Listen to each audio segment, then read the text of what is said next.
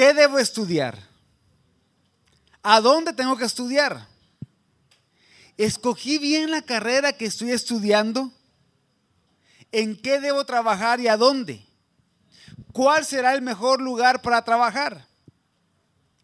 Y todas estas preguntas son muy comunes entre varios jóvenes, entre muchos jóvenes. Ya sea que estén por comenzar la universidad o que estén por terminar la universidad o ya hayan terminado para comenzar la vida laboral. Y la mejor forma de responderlas es preguntando primero, ¿qué dice la Biblia? Y este día iniciamos una nueva serie, como les dije anteriormente, y en esta serie aprenderemos que entre más nos ejercitemos en tomar decisiones conforme a lo que vayamos aprendiendo en la Biblia, más sabios seremos y mejores decisiones, mejor dicho, vamos a tomar según el carácter y voluntad de Dios. En otras palabras, entre ustedes más practiquen tomar decisiones, van a estar mejor ejercitados o habituados a decidir la voluntad de Dios, aún en aquellas áreas que quizás no son tan claras. Recordemos que la Biblia no habla de todo lo que experimentamos en la vida, pero sí nos revela el carácter de Dios, nos habla de la sabiduría de Él, por lo que podemos decidir en conocimiento de esa voluntad. Por ejemplo, la Biblia no habla acerca de qué debemos estudiar, ni a dónde tenemos que hacerlo. Pero sí habla, por ejemplo, de la importancia de adquirir sabiduría y conocimiento con las motivaciones correctas. La Biblia no habla acerca de cuál es el mejor trabajo o el mejor lugar para hacerlo, pero sí habla mucho del trabajo. La diligencia con la que tenemos que trabajar, la excelencia con la que tenemos que hacerlo, la motivación y meta del trabajo. Debido a esto, yo quiero responder a la pregunta, ¿qué dice la Biblia de los estudios y el trabajo?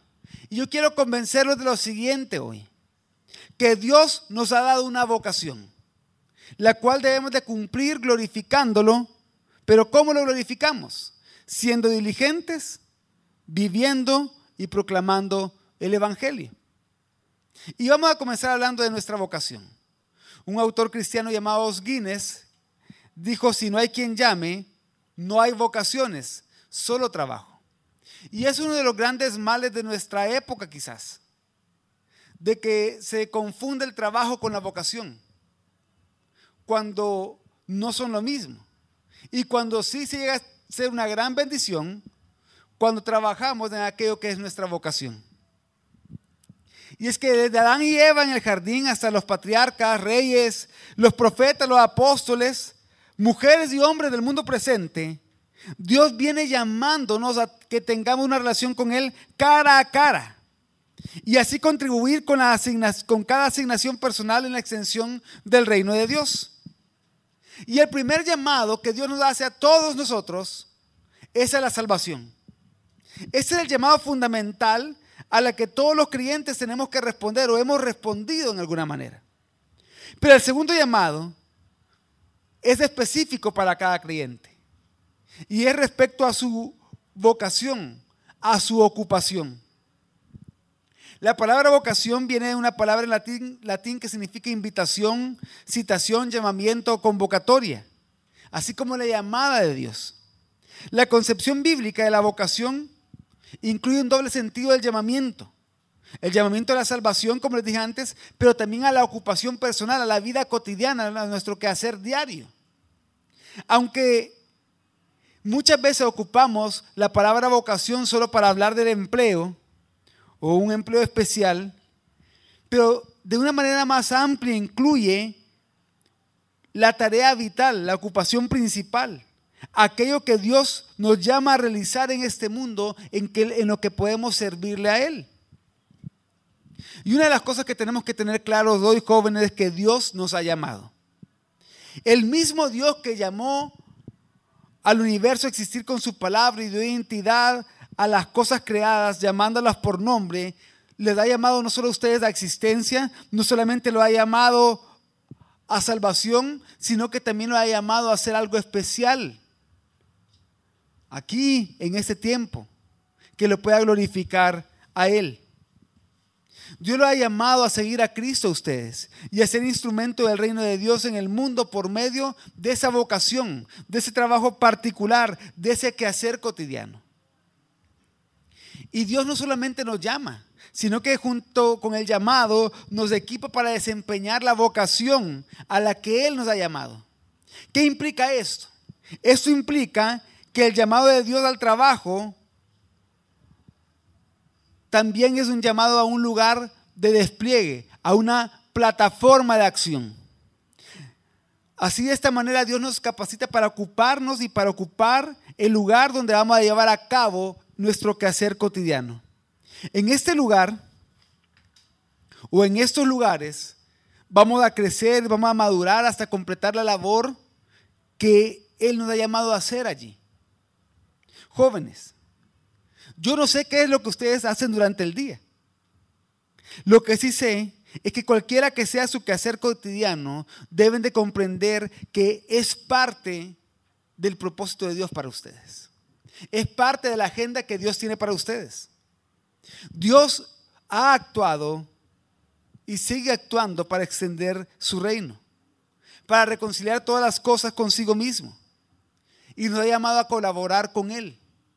Desde allí donde estamos, desde esa acción o esa ocupación que hacemos, a la que nos dedicamos. Por eso nuestra tarea consiste en manifestar el reino de Dios a través de los estudios, los cuales nos preparan para el trabajo después. Y manifestar el reino de Dios después en el trabajo como parte de nuestra vocación. Recuerden que Dios nos ha dado una vocación la cual debemos de cumplir glorificándolo, siendo diligentes, viviendo y proclamando el reino de Dios. Dios nos ha llamado a trabajar para el reino de Dios. Y así, en uno de los últimos descansos que tuvo Jesús con sus compañeros de viaje durante su último viaje a Jerusalén, Jesús intentó una vez más aclararles a los discípulos y a toda la demás gente que lo acompañaba qué significaba el reino que Él proclamaba, que Él vino a inaugurar. Y así Él se detuvo como huésped en la casa de Zaqueo, recaudador de impuestos y colaborador de los romanos. Y Jesús allí reiteró su propósito al venir a la tierra. Lucas 19:10 dice: porque el Hijo del Hombre vino a buscar y a salvar lo que se había perdido. Y después de esto, cuenta una parábola. Y en esa parábola lo que Él quería era aclarar a la gente los conceptos del reino que ellos tenían, que eran bastante equivocados con el concepto del reino que Él venía a proclamar. Por eso en el versículo 11 de Lucas 19 leemos: como la gente lo escuchaba, pasó a contarles una parábola porque estaba cerca de Jerusalén y la gente pensaba que el reino de Dios iba a manifestarse en cualquier momento.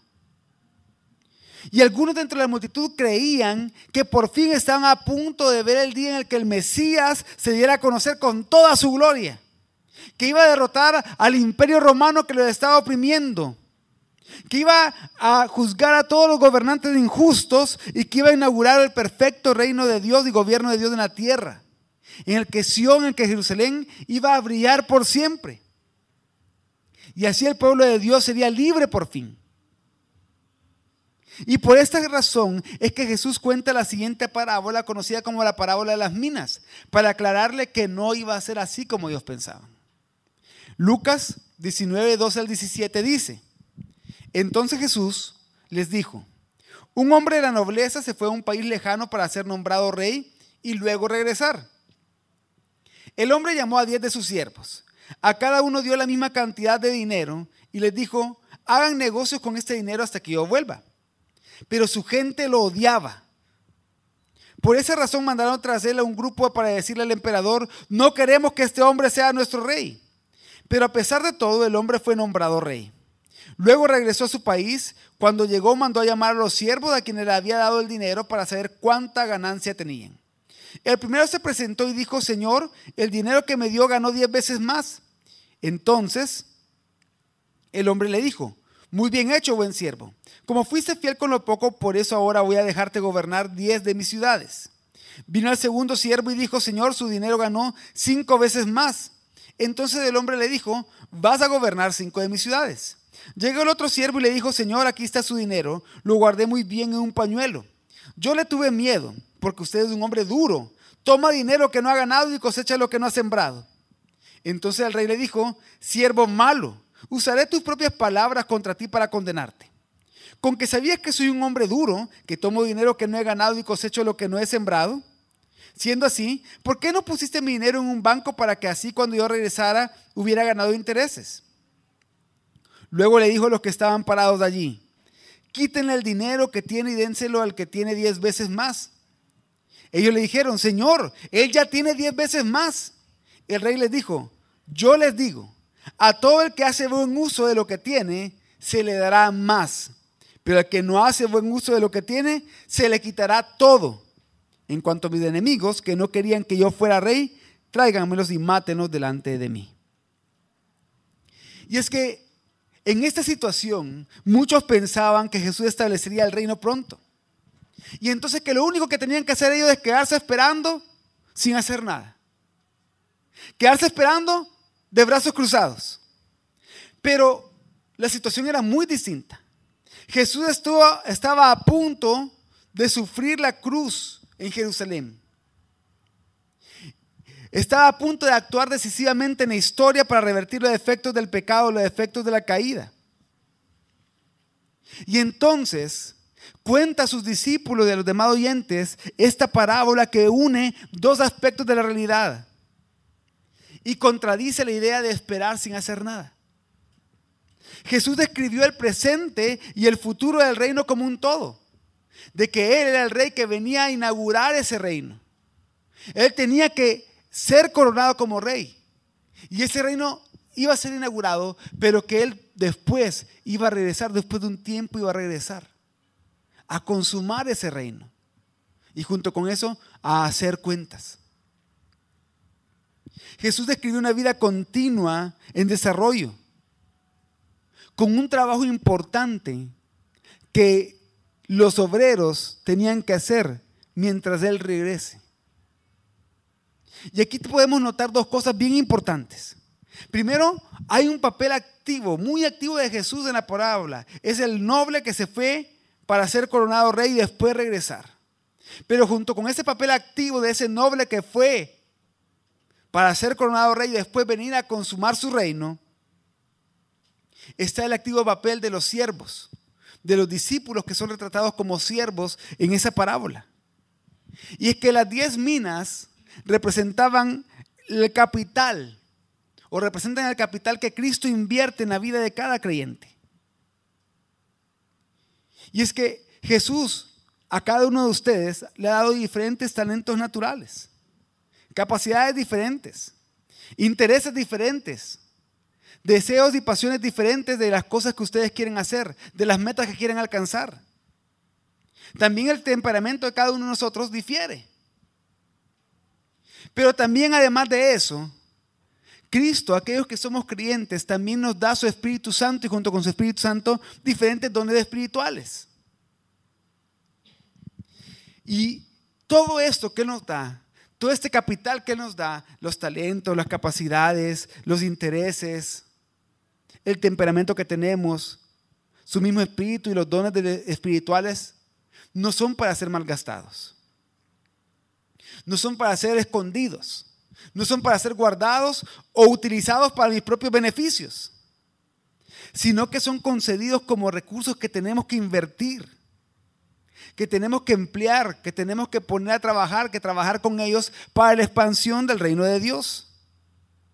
Jóvenes, Él le ha concedido un capital a cada uno de ustedes para que ustedes hagan una contribución singular al avance del reino hoy, al avance de su reino hoy. Ustedes han sido llamados a ser creativos, a ser prácticos, a ser laboriosos, enérgicos, activos, diligentes con ese capital, con todas esas capacidades, dones, metas, etcétera, que Dios le ha dado. Y si recordamos en la parábola también menciona enemigos que no quieren que Cristo reine. Pero el rey ya ha venido. Y ya derrotó al enemigo y prometió que va a regresar. Y entonces, ¿qué hace mientras regresa? Es como que si Él enviara a sus tropas. Envía a la iglesia como avance de ese reino que será consumado, que ha sido establecido pero que tiene que ser expandido. Y así es, las batallas que luchamos nosotros, las luchamos en muchos frentes. Libramos batallas a favor de la verdad, a favor de la santidad, a favor de la justicia, de la vida, de la familia, etc. En contra de la desigualdad, de la pobreza, de la mentira, de la injusticia, de la corrupción y muchas más cosas. Así los siervos del Rey tenemos que ocuparnos en usar nuestros dones y talentos naturales, nuestras capacidades y dones espirituales para dos cosas: para mantenernos firmes combatiendo contra el mal que nos asedia, pero al mismo tiempo para ocupar territorio enemigo. Entonces, aquí vemos un doble significado de lo que tenemos que hacer, de aquello para lo cual Jesús nos ha llamado y nos ha dado distintas capacidades y dones. Primero tenemos que servir activamente a Dios. Tenemos que ocuparnos en sus negocios, así como los siervos de las parábolas. Servir activamente a Dios. Una de las maneras en que ustedes hoy sirven activamente a Dios, cada día, es estudiando y trabajando según sea el caso. Algunos solo estudian, algunos solo trabajan, otros trabajan y estudian. Pero es una de las maneras en que hoy pueden servir activamente a Dios. En que la próxima semana, que algunos van a comenzar la universidad, otros que la comenzaron esta semana, están sirviendo activamente a Dios ahí, en su lugar de estudios. U otros en su lugar de trabajos. Pero al mismo tiempo, allí también en su lugar de estudio y trabajo, ustedes están llamados a librar, a luchar una guerra espiritual que es real.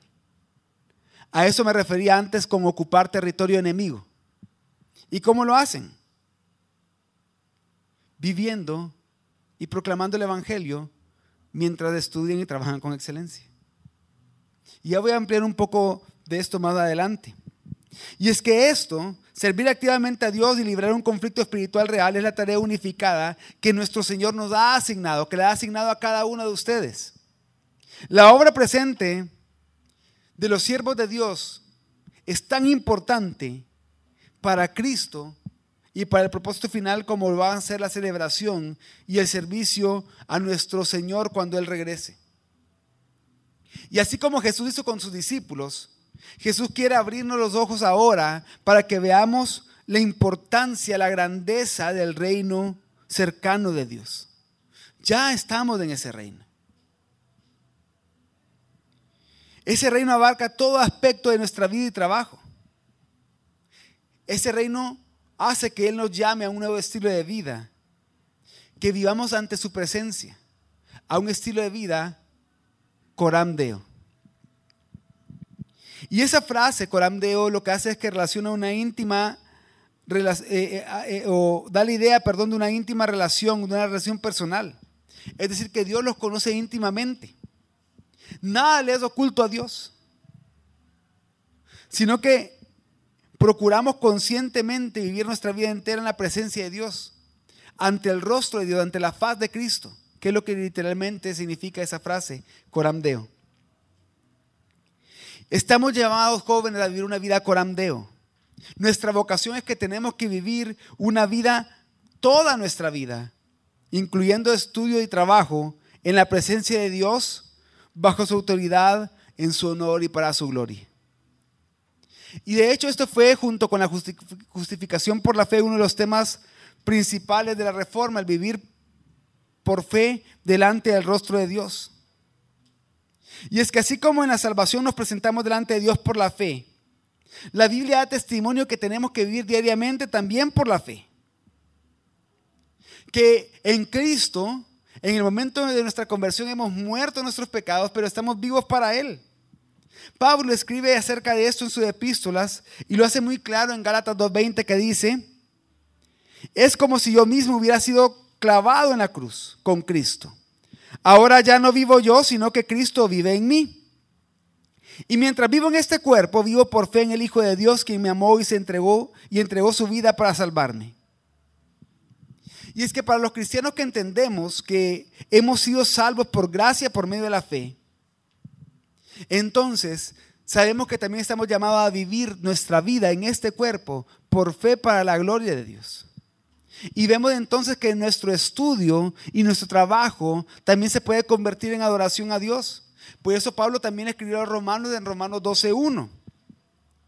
Por lo tanto, amados hermanos, les ruego que entreguen su cuerpo a Dios por todo lo que Él ha hecho a favor de ustedes.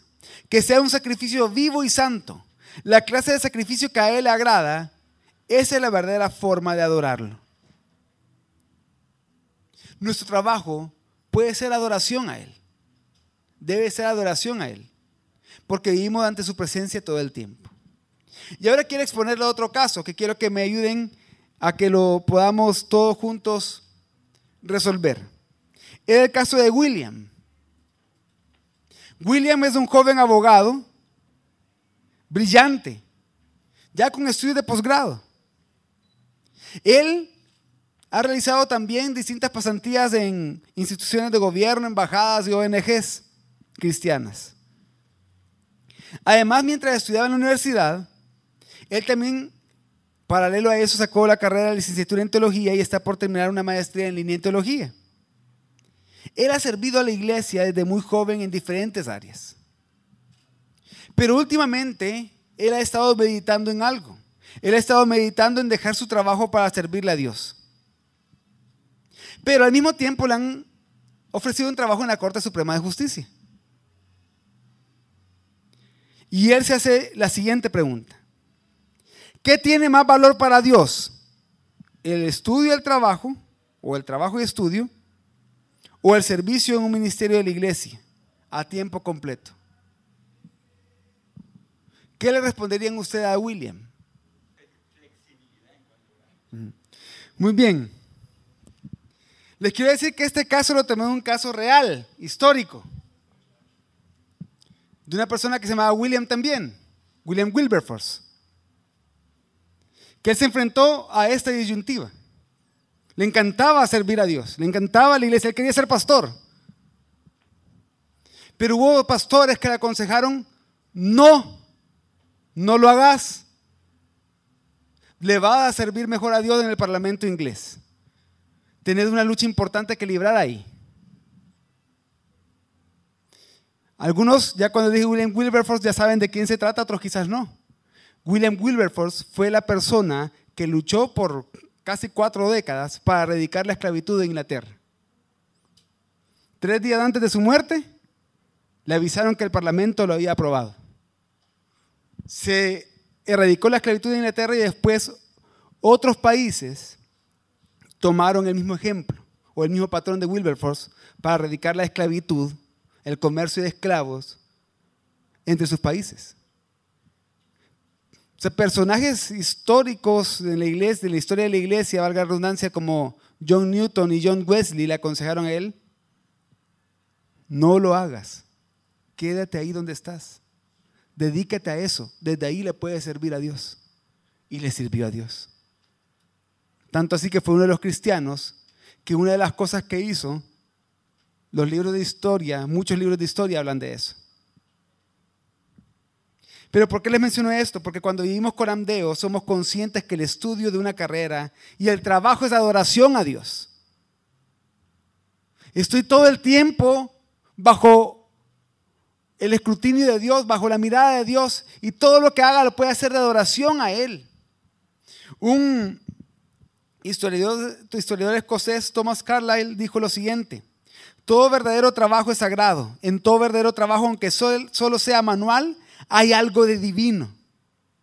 También un predicador del siglo XIX dijo en un sermón: levantar las manos en oración da gloria a Dios, pero el hombre que empuña una horca de estiércol a la mujer que sujeta un cubo de agua sucia, le dan gloria también. Él es tan grande que todas las cosas le dan gloria si uno se lo propone. Esto quiere decir que cada día de la semana tenemos que vivir, cada hora del día tenemos que vivir, en todo lo que hacemos tenemos que vivir coram Deo ante la faz de Dios. ¿Por qué? Porque todos tenemos la capacidad para dar culto a Dios, adoración a Dios en sus estudios, desde su universidad, en su trabajo. no adoran a Dios solo dentro de la iglesia. De hecho, no adoran a Dios dentro de un edificio de la iglesia. No solamente ahí. ¿Qué quiere decir? Que no es la naturaleza del trabajo lo que cuenta, sino que la fe y el propósito con el que trabajamos, eso es lo que cuenta.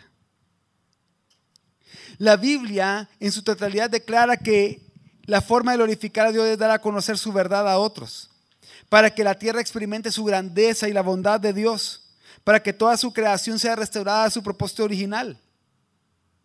Otro ejemplo vivo de esto es Abraham Kuyper.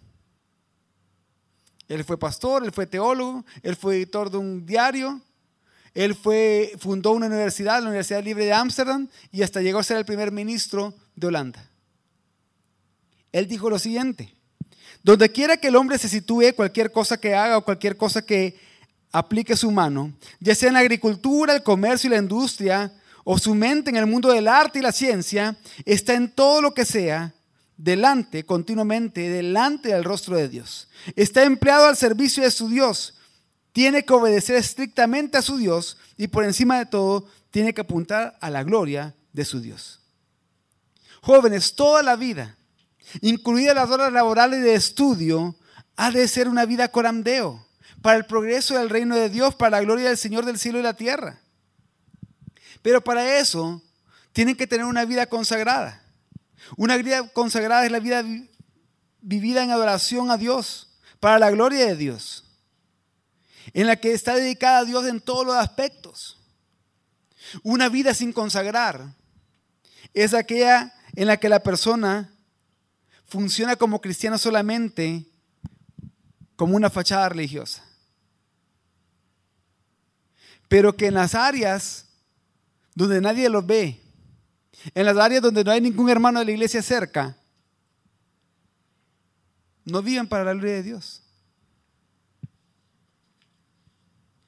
Y es que pueden adorar a Dios con su estudio, con su trabajo, cuando se conecta la totalidad de la vida al propósito de glorificar a Dios.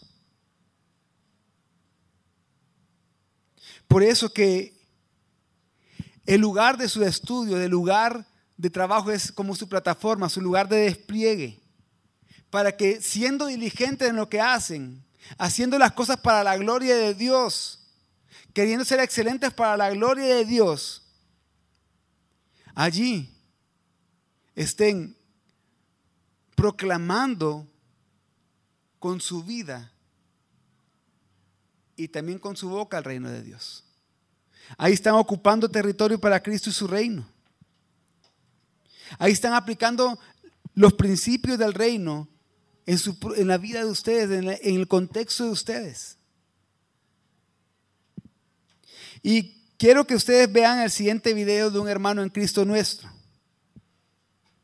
Que ese video lo subieron hoy por la mañana y gracias al equipo de marketing de Redimidos, más otras personas que colaboraron, lo hemos podido tener ya editado para ustedes porque lo tuvimos que hacer una traducción y para mi sorpresa hasta lo habían subtitulado ellos. Así que gracias por ese trabajo que hacen también Corandeo y quiero que vean el siguiente video. My name is Juan Carlos Rodriguez and I'm an instructor of mechanical engineering here at JBU. I'm from San Salvador in El Salvador. Back at home in El Salvador, I was a co-leader of the youth group back in my church, and then, you know, I was an RA here when I was a student. See, I've always really enjoyed, you know, developing youth.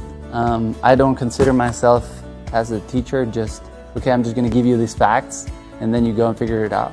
I want to develop the student, right? For me, success is the student is being who God made him or her to be. So the Bible says that we can know God, the divine attributes of God, through creation. In engineering, I think we have we see it in every single major, but in engineering we have a very special way of looking at that. One of the ways that is expressed is in trying to solve problems, right? So I get to teach that to students, and I think that's really awesome. Él, después de ser estudiante en esa universidad, en John Brown University, ahora es parte de la facultad de ahí, pero en lo que él habla se ve la vida Coram Deo. Se ve la vida Coram Deo porque él procura, o sea, él fue el líder de un grupo de jóvenes, pero él procura ahora también servir a los jóvenes, a que ellos conozcan el propósito de Dios para sus vidas a través del estudio de la ingeniería mecánica. Y es que de esa manera los siervos de Jesús, los siervos del Rey, tenemos que ocuparnos, usar nuestros dones y talentos naturales, capacidades y dones espirituales para combatir contra las fuerzas del mal y ocupar territorio enemigo. Por eso es de que nuestro trabajo, nuestra vida Coram Deo tiene un doble significado. Como les dije antes, servir activamente a Dios, ocupándonos en sus negocios, como vimos en la parábola, ¿cómo? Viviendo el Evangelio, siendo diligentes en lo que hacemos, en cada cosa, tratando de ser excelentes para la gloria de Dios. No voy a sacar la mejor nota en la universidad para yo ser el mejor, sino que a través de eso, siendo el mejor, puedo glorificar a Dios. Puedo tener influencia sobre los demás para glorificar a Dios. Pero además de eso, estamos luchando una batalla espiritual y tenemos que ganar territorio enemigo, y eso lo hacemos proclamando el Evangelio. Las dos cosas van de la mano. Y las dos cosas tienen que ver con la vida Coram Deo. Porque el mundo está esperando ver el reino demostrado en nuestra vida y trabajo diario. La gente está esperando oír con sus ojos. Quieren oír el Evangelio con sus ojos. Quieren verlo a ustedes vivir el Evangelio. Quieren ver la verdad, la belleza y la justicia del Evangelio demostrado ante sus ojos. Y eso ustedes lo pueden hacer con sus compañeros de trabajo, con sus compañeros de estudio. Ese servicio a Dios, esa adoración a Dios se puede y se tiene que llevar a cabo. Lo tienen que hacer. Independientemente de qué carrera estudien, de qué trabajo desempeñen, en qué lugar lo hagan, háganlo con excelencia para el reino de Dios. Colosenses 3, 17, 23 y 24 dice: y todo lo que hagan o digan, háganlo como representantes del Señor Jesús y den gracia a Dios Padre por medio de Él. Trabajen de buena gana en todo lo que hagan, como si fuera para el Señor y no para la gente. Recuerden que el Señor los recompensará con una herencia y que el amo a quien sirven es Cristo. Jóvenes, Dios nos ha dado una vocación la cual debemos de cumplir glorificándolo, siendo diligentes, viviendo y proclamando el Evangelio. Pero entonces, quiero responder 3 preguntas para terminar. ¿Qué debo de estudiar y en qué debo de trabajar? ¿En dónde tengo que estudiar? ¿En dónde debo de trabajar? Estudien y trabajen, jóvenes, donde ustedes mejor puedan usar el capital que Cristo ha invertido en su vida. Sus capacidades naturales, talentos naturales, intereses, dones espirituales, etc. Si usted, por ejemplo, aquí alguien tiene una pasión por el arte, cualquiera de sus ramas, y no solo la pasión, sino que también la capacidad y el talento, y quieren dedicarse a eso toda su vida, háganlo. Glorifiquen a Dios de esa manera. Glorifiquen a Dios de esa manera. Vivan Coram Deo de esa manera. Trabajen de esa manera, háganlo con excelencia de esa manera. Otra pregunta: ¿qué pasa si estoy estudiando, estoy trabajando en un lugar que no es totalmente de mi preferencia? ¿Qué pasa si estoy en la universidad? Sí, tal vez estoy estudiando la carrera que quería, pero no en la universidad que quiero, pastor. Mi papá no me quisieron poner en esa otra universidad donde es la mejor universidad para estudiar la carrera que yo quería. ¿O qué pasa si estoy trabajando, sí, en lo que yo estudié, pero no estoy trabajando en el lugar que yo quisiera trabajar? Tengan paciencia. En ese lugar están por la voluntad de Dios. Y ahí en ese lugar Él los va a seguir capacitando.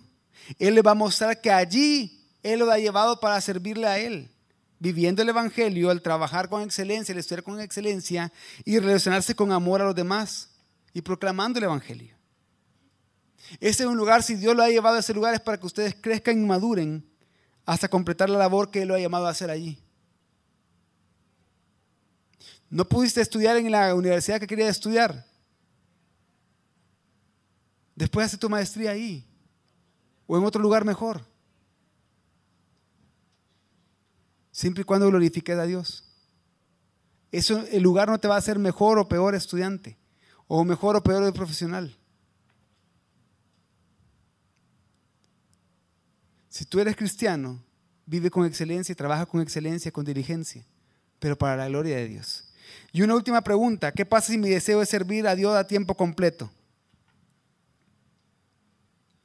Si ustedes son hijos de Dios, entonces no importa lo que estén haciendo, Él ya los llamó a servirle a tiempo completo. Pero mire, que yo trabajo de mecánico, le está sirviendo a Dios de tiempo completo, trabajando de mecánico, con excelencia haciéndolo, para la gloria de Él. Influenciando sobre los demás, proclamando el Evangelio, viviendo el Evangelio, siendo honesto. Ustedes ya le están o deberían de estar sirviendo a tiempo completo, trabajando con excelencia y proclamando el Evangelio de Dios de donde quiera que estén. Lo pueden hacer y lo deben de hacer ahora. Si ustedes tienen un llamado a servirle a Dios a tiempo completo de alguna otra manera, como en el pastorado de misionero, Dios lo va a confirmar a su tiempo. Pero no significa que no le están sirviendo a tiempo completo, ya le están sirviendo a tiempo completo. Su trabajo es importante para el reino de Dios. Igual de importante que el trabajo de un pastor o de un misionero es su trabajo. Igual de importante que un evangelista y maestro es su trabajo. Sírvanle a Dios así. Y quiero terminar con las palabras de Chuck Colson, que llegó a ser un alto funcionario en Estados Unidos y muy respetado, que de hecho se convirtió en una cárcel después del escándalo que sucedió con el presidente Nixon. Él dijo lo siguiente: la excelencia en la vocación exigida por la Biblia es el testimonio más elocuente en el puesto de trabajo.